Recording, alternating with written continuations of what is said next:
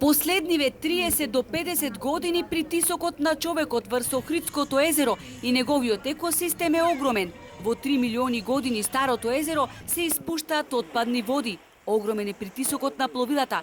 Масовниот туризам е вистинска закана и го загрозува едно од најстарите езера во Европа, вели Даниел Богнер, експерт за заштитени подрачја. Тој пред 2 години бил ангажиран од најголемата асоциација за заштита на животна средина, IUCN, да направи студија за заштита на Охридско. Не ме чуди, вели тој, што УНЕСКО не ја исклучува можноста Охрид, а оттука и езерото, како посебно заштитено природно богатство, да го стави на листата на загрозени подрачја.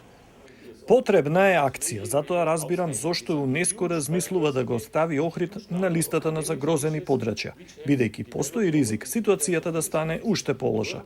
Моje мислење е дека треба веднаш да се преземат две работи: да се подобри колекторскиот систем и да се направи вистинска марина. И домашните експерти се согласни дека дивоградбите вдолж крајбрежјето, поставувањето на платформи, тераси и разни други конструкции во самото езеро доведоа до уништување на ендемичните растителни и животински видови.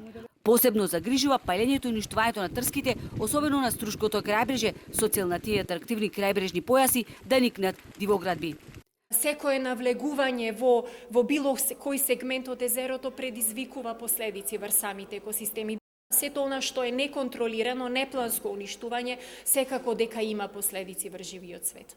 Поради сето ова, виси статусот на Охрид под капата на УНЕСКО. После 4 децении, известно е дека Центарот за светско наследство ќе побара Охрид да се стави на листата на светско наследство во опасност.